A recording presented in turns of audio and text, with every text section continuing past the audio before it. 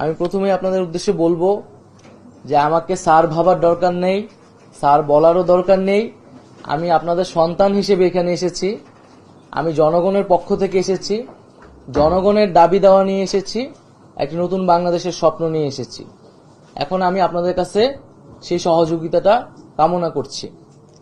আমরা জানি যে তথ্য ও সম্প্রচার মন্ত্রণালয় একটি রাষ্ট্রের এবং বাংলাদেশের খুবই গুরুত্বপূর্ণ একটি মন্ত্রণালয় এবং সামগ্রিকভাবে বাংলাদেশের যে মত প্রকাশের স্বাধীনতা, গণমাধ্যমের পরিস্থিতি, সেটা কিন্তু এই মন্ত্রণালয়ের উপর অনেকাংশে নির্ভর করে। আমি প্রথমেই আপনাদের উদ্দেশ্যে বলবো যে আমাকে স্যার ভাবার দরকার নেই, স্যার বলারও দরকার নেই। আমি আপনাদের সন্তান হিসেবে এখানে এসেছি। আমি জনগণের পক্ষ থেকে এসেছি, জনগণের দাবি দেওয়া নিয়ে এসেছি, একটি নতুন বাংলাদেশের স্বপ্ন নিয়ে এসেছি। এখন আমি আপনাদের কাছে সেই সহযোগিতা